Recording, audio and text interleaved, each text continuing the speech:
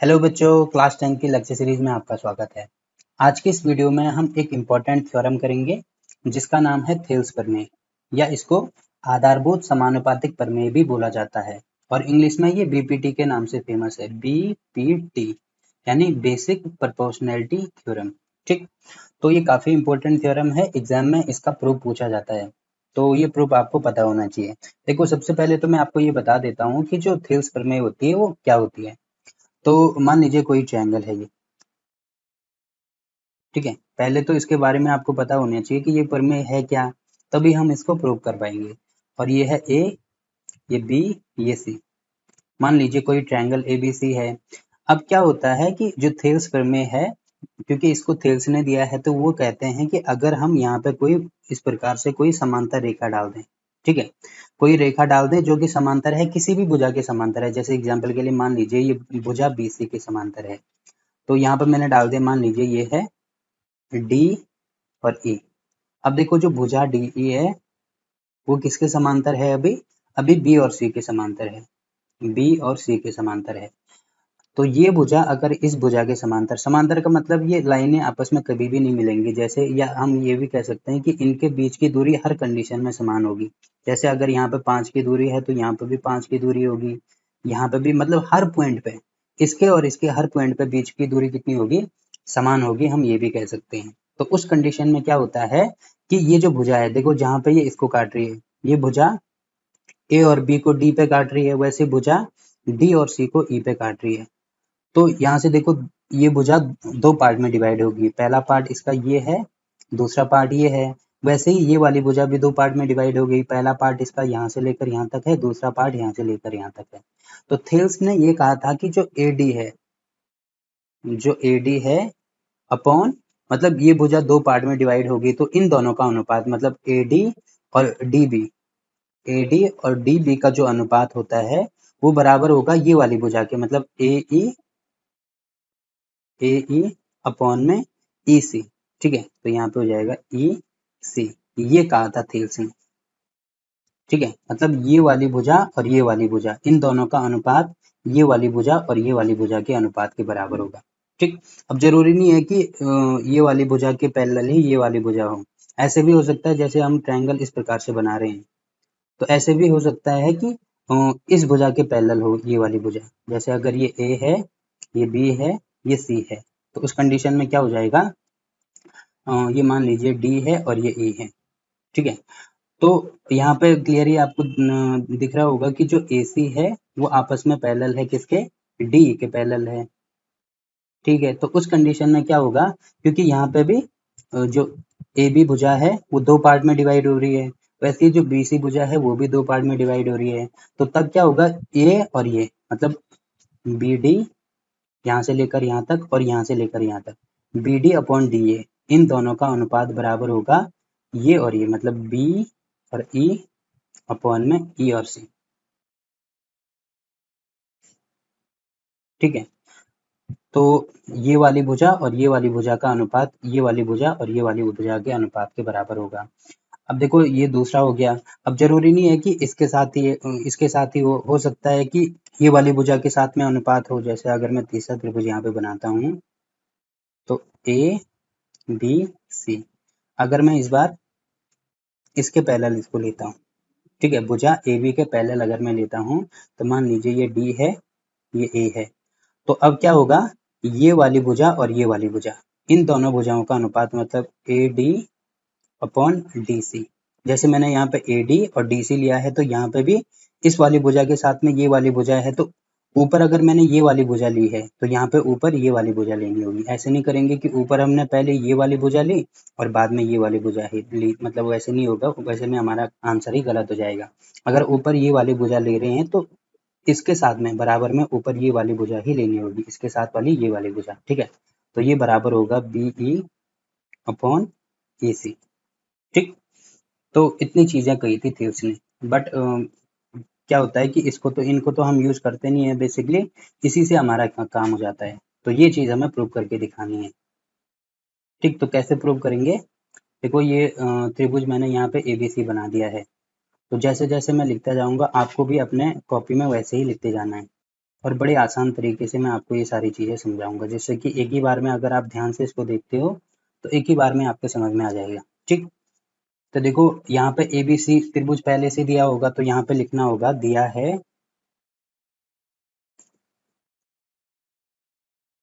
त्रिभुज ABC। ABC त्रिभुज पहले से दिया होगा, तो ये हमने लिख दिया कि दिया है त्रिभुज ABC। अब हम क्या करेंगे, एक पैरेलल लाइन इस प्रकार से ड्रॉ करेंगे। ठीक, मान लीजिए ये ABC हो गया। अब यहाँ पे D डाल दो और ये E डाल दो। अब यहाँ पे लिखेंगे, क्योंकि किसके पैरेलल है, जो भुजा DE है वो पैरेलल है BC के, तो यहाँ पे लिखेंगे भुजा जो DE है वो पैरेलल का साइन इस प्रकार से होता है, तो भुजा DE पैरेलल है B और C के, तो यहाँ पे B और C हो जाएगा। ठीक, ये भी हमने लिख दिया। अब देखो जब ये दोनों आपस में पैरेलल हैं, तो यहाँ पे जो AB भुजा है वो इसको कहाँ पे काट रही है, पॉइंट D पे काट रही है। वैसे ही AC भुजा को कहाँ पे काट रहा है, ये E पे काट रहा है। तो ये चीज भी हमें लिखना होगा कि समांतर भुजा, जो समांतर भुजा DE है, समांतर भुजा DE भुजा AB और दूसरी भुजा कौन सी है, AC को क्रमशः बिंदु, देखो भुजा AB को कहाँ पे काट रहा है, ये D पे काट रहा है, तो बिंदु D और बिंदु AC को कहाँ पे काट रहा है, ये E पे काट रहा है, तो बिंदु E पर काटता है। अब यहाँ पे लिखेंगे कि हमें देखो प्रूव क्या करना है, हमें सिद्ध करना है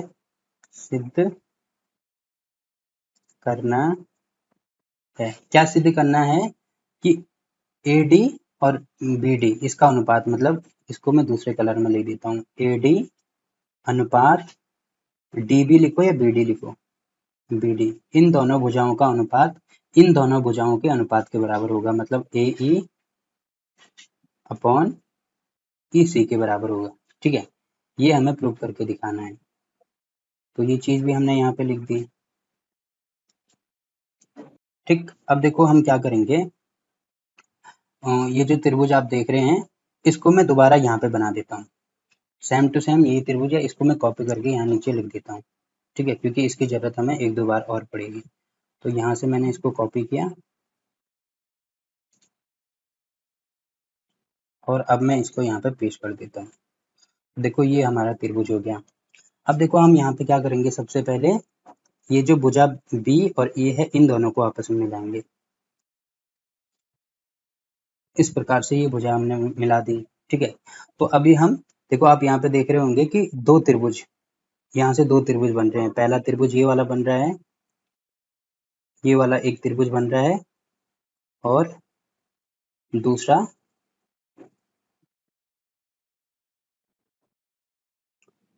ये वाला त्रिभुज एक बन रहा है। ठीक है, तो अभी हम इन्हीं दोनों त्रिभुजों की बात करेंगे। अब देखो सबसे पहले हमने इसमें क्या किया, एक भुजा ड्रॉ की, तो ऐसे लिखेंगे कि बिंदु B और E को मिलाने पर, B और E को मिलाने पर, ये हमने लिख दिया क्योंकि हमने दोनों बिंदुओं को मिलाया है, ये वाला बिंदु और ये वाला बिंदु मिलाया है, तो ये लिख दिया। अब देखो जो भी त्रिभुज बन रहा है, अब यहाँ पे लिखेंगे त्रिभुज, अभी फिलहाल इन दोनों त्रिभुज की हम बात कर रहे हैं। ठीक है, तो त्रिभुज यहाँ पे लिखेंगे, ये कौन सा है, DBE त्रिभुज, या ऐसे लिख दो BDE त्रिभुज, BDE, और दूसरा त्रिभुज ये वाला ADE। ठीक है, तो ADE इसमें, अब क्योंकि हम यहाँ पे अनुपात निकाल रहे हैं, तो यहाँ पे भी इन दोनों त्रिभुज का हम अनुपात ही निकालेंगे। ठीक है, तो यहाँ पे हो जाएगा, अगर मैं इन दोनों त्रिभुज का क्षेत्रफल निकालूं, तो यहाँ पे लिखूंगा या तो क्षेत्रफल लिखना होगा, क्षेत्रफल कौन से त्रिभुज का, ये पहले वाले त्रिभुज का क्षेत्रफल ADE, इसका क्षेत्रफल अपॉन ये जो दूसरा त्रिभुज है इसका क्षेत्रफल। तो इसका क्षेत्रफल क्या होगा, क्षेत्रफल दूसरा त्रिभुज है हमारे पास BDE। आप इसको आगे पीछे, ठीक है, ऊपर नीचे कर सकते हैं, कोई फर्क नहीं पड़ेगा। मतलब अगर आप इसको ऊपर लिखते हो, इसको नीचे लिखते हो, तब भी कोई फर्क नहीं पड़ने वाला। तो देखो त्रिभुज का क्षेत्रफल क्या होता है, त्रिभुज का क्षेत्रफल होता है, यहाँ पर मैं लिख देता हूँ 1/2 आधार गुणा ऊंचाई, आधार गुणा ऊंचाई, ठीक। तो यहाँ पे देखो पहले ऊपर वाले त्रिभुज का क्षेत्रफल हम यहाँ पे निकालेंगे, तो ये हो जाएगा 1/2 इंटू इसका आधार कितना है, ADE, ADE इसका आधार कौन सा है, ये वाला। देखो आधार आप कुछ भी मान सकते हैं, ये वाला भी मान सकते हैं, ये वाला भी मान सकते हैं, ये वाला भी मान सकते हैं। तो अभी फायदा इसमें है क्योंकि हम केवल ये वाली भुजा अभी ले रहे हैं, A से लेकर B तक पूरी भुजा अभी हम ले रहे हैं, क्योंकि काम तो हमें एक तो ये वाली भुजा पे करना है, एक ये वाली भुजा पे करना है। तो अभी हम पहले ये वाली भुजा लेंगे, उसके बाद ये वाली भुजा लेंगे। तो आधार हम यहाँ से लेकर यहाँ तक मतलब इस पूरी भुजा को मान सकते हैं, ठीक है। तो ADE, देखो ADE इसमें आधार कौन सा होगा, ये वाली भुजा के साथ में ये लगा है तो इसको हम आधार मानेंगे। तो यहाँ पे हो जाएगा आधार AD, तो ये हो जाएगा AD, ठीक, इंटू अब देखो ऊंचाई क्या होगी। तो ऊंचाई जैसे कोई भी ट्रायंगल है इस प्रकार का, ये कोई त्रिभुज है, तो इसकी ऊंचाई क्या होती है, जैसे यहाँ से अगर मैं कोई लंब डाल दूँ इस प्रकार से, तो यहाँ पे जहाँ पे ये 90 डिग्री पे काटेगा, जहाँ पे 90 डिग्री पे काटेगा वही उसकी ऊंचाई होती है। जैसे देखो यहाँ से तो लंब में, यहाँ से तो कोई भी जो लाइन है वो बहुत प्रकार से डाल सकता हूँ, ऐसे भी लाइन डाली जा सकती है, ऐसे भी लाइन डाली जा सकती है, ऐसे भी लाइन डाली जा सकती है, ऐसे भी डाली जा सकती है। बट इसकी ऊंचाई कौन सी होगी, ऐसी मतलब ऐसी लाइन होगी जो इसको 90 डिग्री पे काटता हो। यहाँ पे हमेशा जब भी ऊंचाई की बात करेगी तो हमेशा ही यहाँ पे 90 डिग्री होना चाहिए, मतलब ये वाली भुजा और ये वाली भुजा के बीच में हमेशा ही 90 डिग्री का एंगल होना चाहिए, तभी हम उसको ऊंचाई कह सकते हैं, अन्यथा ये ऊंचाई नहीं होगी। अब जैसे कोई दूसरा त्रिभुज होता है, जैसे मान लीजिए एग्जाम्पल के लिए हम ये ले सकते हैं कि कोई अधिक कोण त्रिभुज है, तो अधिक कोण त्रिभुज तो इस प्रकार से बनता है, ठीक है, इस प्रकार से मान लीजिए कोई अधिक कोण त्रिभुज है। अब अधिक कोण त्रिभुज में क्या होता है, इसको मैं दोबारा बना देता हूँ यहाँ पे, ये मान लीजिए कोई अधिक कोण त्रिभुज है। तो अगर मुझे इसकी ऊंचाई निकालनी है तो जैसे क्लास 9 में भी आपने पढ़ा होगा, तो ऊंचाई क्या बनती है, इसके बाहर बनती है इस प्रकार से, क्योंकि यहाँ से लेकर जो सबसे ऊपर वाला पॉइंट होता है वहां से लेकर जहाँ पे सबसे नीचे वाला जो पॉइंट होता है वहां पे उन दोनों के बीच में अगर 90 डिग्री का कोण बन रहा है तो तभी वो उसकी ऊंचाई कहलाती है। इसीलिए अधिक कोण त्रिभुज में जो ऊंचाई होती है वो बाहर बनती है, ठीक है, ये चीज आपको ध्यान रखना है। तो वैसे ही ये जो त्रिभुज है इसकी ऊंचाई कहाँ पे बनेगी, देखो बेस तो मैंने ये वाला माना है। अब थोड़ी देर के लिए अगर मैं बेस, मतलब बेस का मतलब होता है आधार, अगर मैं इसको नीचे लूँ इस प्रकार से, अगर मैं इसको नीचे लेता हूँ तो इस पर 90 डिग्री देखो कहाँ पे बनेगा, इस प्रकार से बनेगा 90 डिग्री। इसको मैं रेड से कर देता हूँ, ठीक है, यहाँ पे बनेगा 90 डिग्री, ये तो ये है 90 डिग्री। तो अगर मैं इसको n मानता हूँ तो ये वाले त्रिभुज के लिए ऊंचाई कौन सी हो जाएगी, E और n, ठीक है। तो इसके लिए ऊंचाई हो जाएगी, यहाँ पे लिख देंगे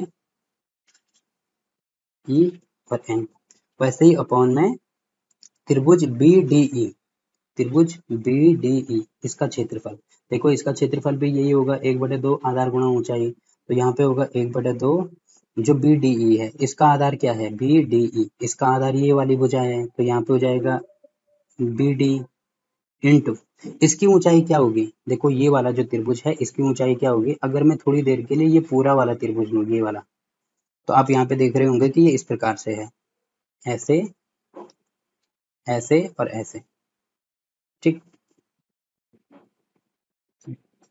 जहाँ पे ये वाली भुजा A है, ये वाली भुजा E है, और ये वाली भुजा B है, और ये वाली भुजा E है, और ये वाली जो भुजा आप देख रहे हैं ये D है।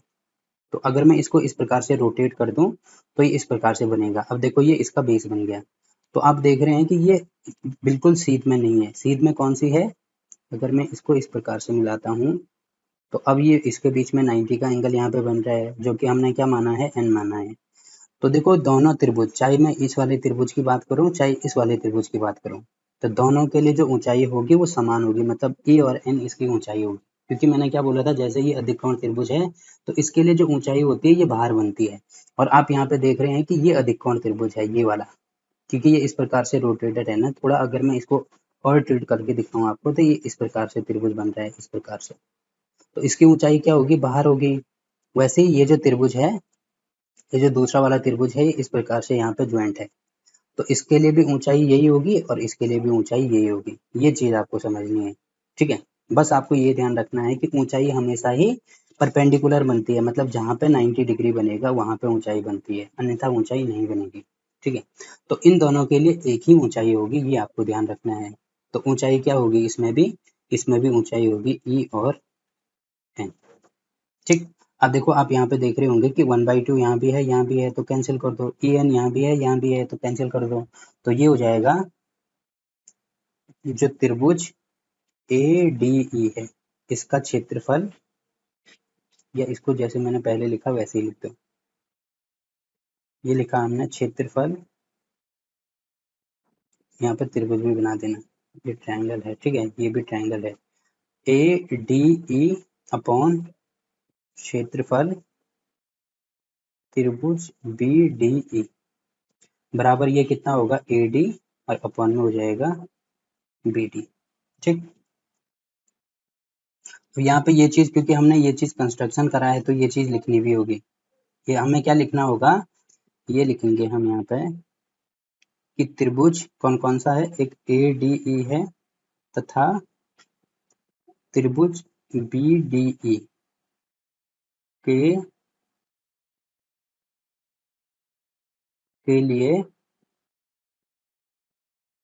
भुजा कौन सी है, एन ई ऊंचाई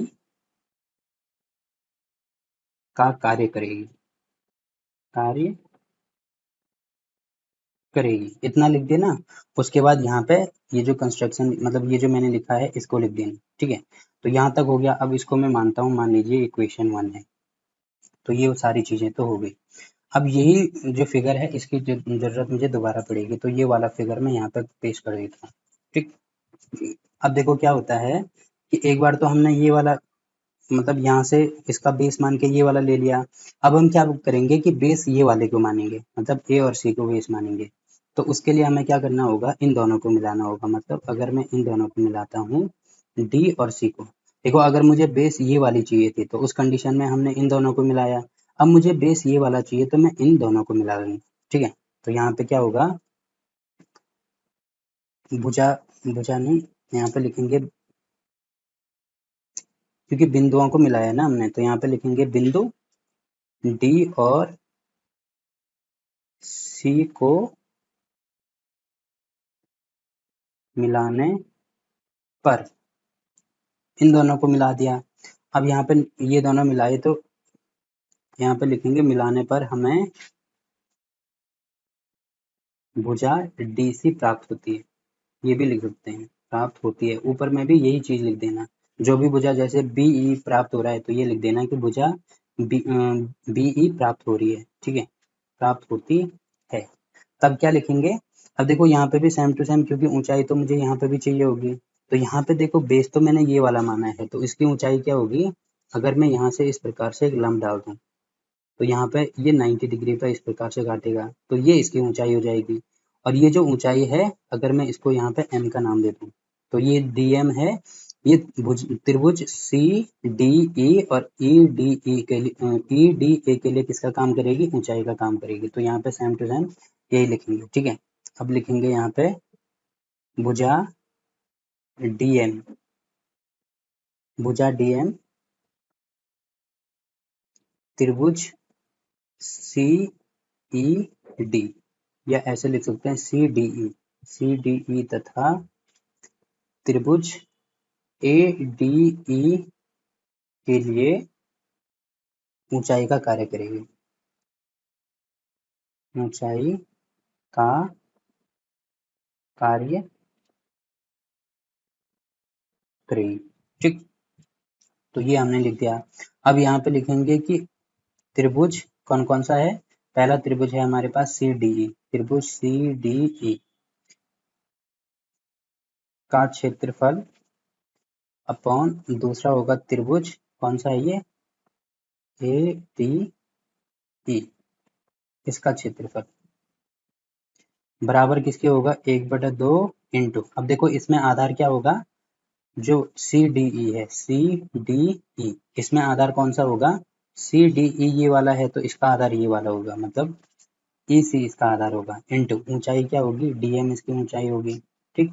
वैसे ही अपॉन में क्या होगा, जो त्रिभुज ए डी ई है तो इसमें 1/2 इंटू, इसके लिए आधार क्या होगा, ए ई इसके लिए आधार होगा, इंटू अब जो डी एम, ठीक है, आधार होगा, अब जो ऊंचाई होगी इसके लिए भी डी एम उसकी ऊंचाई होगी, तो यहाँ पे मैं डी एम लिख देता हूँ, ठीक।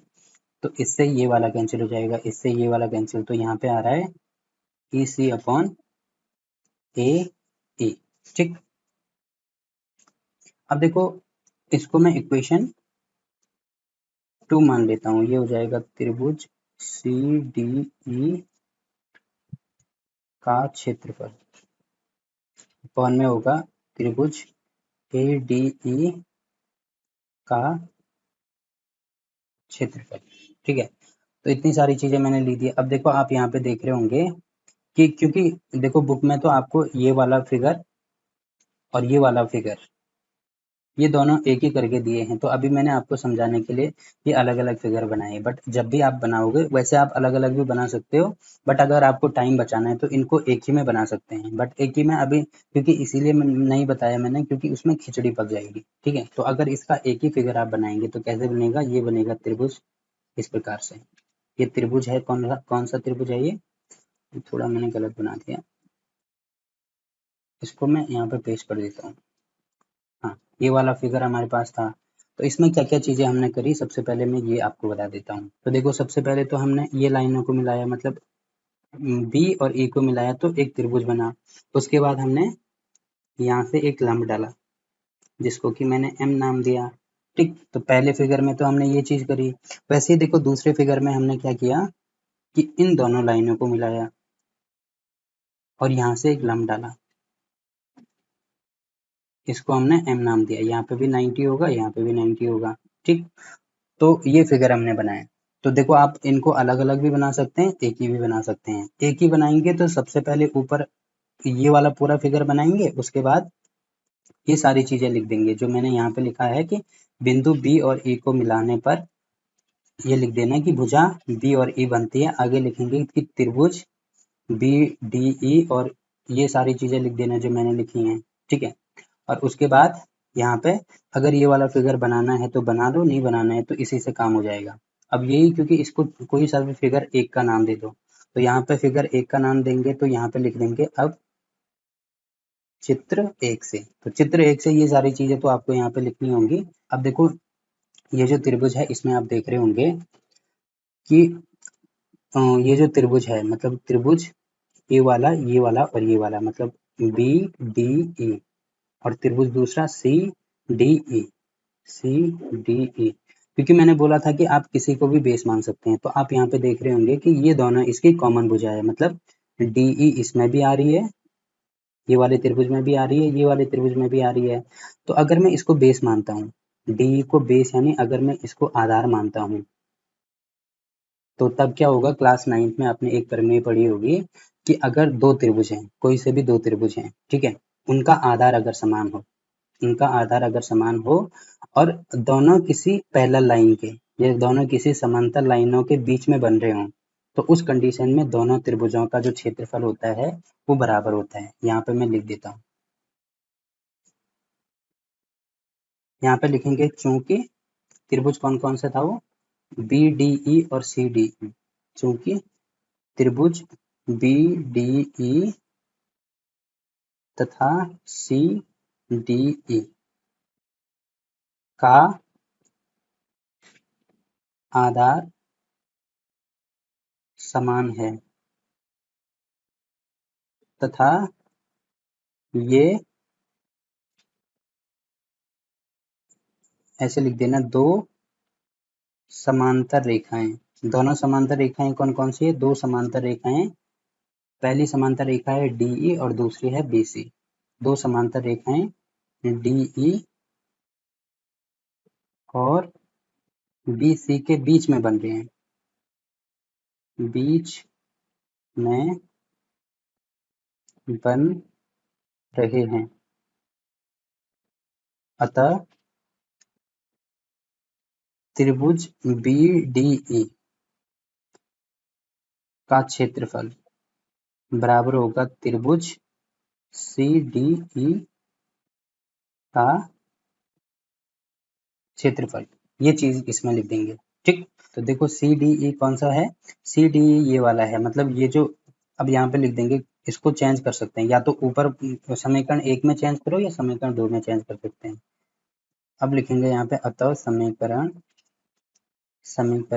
2 से, समीकरण 2 से क्या हो जाएगा, त्रिभुज CDE, देखो CDE का क्षेत्रफल मैं BDE में चेंज कर सकता हूँ, तो त्रिभुज CDE का जो क्षेत्रफल है उसको मैं लिख सकता हूँ त्रिभुज BDE का क्षेत्रफल अपॉन, ये तो वही रहेगा, मतलब त्रिभुज ADE का क्षेत्रफल बराबर EC अपॉन AE हो जाएगा, और इसको मैं इक्वेशन 3 मान सकता हूँ, ठीक। अब लिखेंगे समीकरण 1 और समीकरण 3 से, समीकरण 1 व 3 से। समीकरण 1 क्या मानी है हमने, देखो समीकरण 1 है त्रिभुज ADE का क्षेत्रफल अपॉन त्रिभुज BDE का क्षेत्रफल, यहाँ पर भी सेम टू सेम यही है, त्रिभुज BDE का क्षेत्रफल अपॉन त्रिभुज ADE का क्षेत्रफल। तो ये मैंने ऊपर नीचे कर दिए हैं, तो आप इसको ऊपर नीचे करके लिख सकते हैं, या इसको ऐसे लिखा जा सकता है, पहले इसको चेंज कर दो, ठीक है। यहाँ पे इसको ऐसे लिख सकते हैं, अगर ऊपर नीचे करेंगे तो कोई फर्क नहीं पड़ेगा, ये ऊपर नीचे होंगे, ये भी ऊपर नीचे होंगे, तो यहाँ पे जाएगा ADE का क्षेत्रफल अपॉन त्रिभुज BDE का क्षेत्रफल बराबर क्या हो जाएगा, ये भी ऊपर नीचे हो जाएंगे, यानी AE अपॉन EC हो जाएगा, तो इसको मान ले इक्वेशन 3, ठीक। तो अब लिखेंगे समीकरण 1 और 3 से, तो ADE का क्षेत्रफल यहाँ पे क्या है, ADE का क्षेत्रफल है यहाँ पे AD अपॉन BD, तो यहाँ पे है AD अपॉन BD बराबर यहाँ पे क्या हो जाएगा AE अपॉन EC, ठीक। और यही हमें शो करके दिखाना था, देखो क्या शो करना था हमें, AD अपॉन BD बराबर होगा AE upon EC, AD upon BD बराबर होगा AE अपॉन EC, ठीक। तो ये हमने इसको शो करके दिखा दिया, तो आई होप कि ये सारी चीज़ें आपको क्लियर हुई होंगी। देखो मैंने इसको काफ़ी लंबा प्रोसेस में सॉल्व किया है, लंबा प्रोसेस सॉल्व करने का मेरा एक ही रीज़न था कि ये चीज़ आपके समझ में आ जाए, जबकि बुक में क्या कर रखा है, बुक में ये कंस्ट्रक्शन सारी एक ही जगह पे कर रखी है, मतलब ऐसे दो दो त्रिभुज इसमें नहीं बनाए गए हैं, तो आप चाहो तो दो त्रिभुज बना सकते हैं, आप चाहो एक ही त्रिभुज से काम हो जाएगा, ठीक है। तो ये थी थेल्स प्रमेय, तो ये काफ़ी इंपॉर्टेंट है, आगे आने वाले क्वेश्चन हम इससे सॉल्व करेंगे, और यही इसका कन्वर्जन भी होता है, इसका कन्वर्जन भी ट्रू होता है। कन्वर्जन का मतलब क्या है, एक दूसरी प्रमेय हमें दी होगी 6.2 में, तो उसमें क्या होता है कि जैसे थेल्स प्रमेय में ये होता है कि पहले अगर हम इनके पैरेलल कोई भुजा लेते हैं, जैसे ABC, ये D और E है, मतलब कोई त्रिभुज में अगर हमने कोई समांतर भुजा DE ली, समांतर भुजा DE ली, तब क्या होगा AD अपॉन BD बराबर होगा AE अपॉन EC, तो मतलब पहले समांतर भुजा ली तब ये होगा, बट इसका कन्वर्जन क्या होता है कि अगर ये होगी, मतलब पहले ये होगी तब क्या होगी, तब ये वाला आएगा, मतलब कि जैसे पहले हमें ये चीज दी होगी कि AD अपॉन BD बराबर AE अपॉन EC, तो उस कंडीशन में हम कह सकते हैं कि जो DE भुजा है वो समांतर होगी BC के, ठीक। तो ये इतनी इंपॉर्टेंट नहीं है, बट आप इसको ध्यान रख सकते हैं, थेल्स प्रमेय काफ़ी इंपॉर्टेंट है, क्वेश्चन एग्जाम में भी पूछा जाता है, तो एग्जाम के लिए आपको ये तैयार करनी होगी, ठीक। तो फिलहाल के लिए इस वीडियो में इतना ही, वीडियो अच्छा लगा तो वीडियो को लाइक कीजिए, शेयर कीजिए अपने दोस्तों के साथ, और चैनल को सब्सक्राइब करना ना भूलें। तो मिलते हैं आपसे इसके क्वेश्चन के साथ, तब तक के लिए बाय बाय।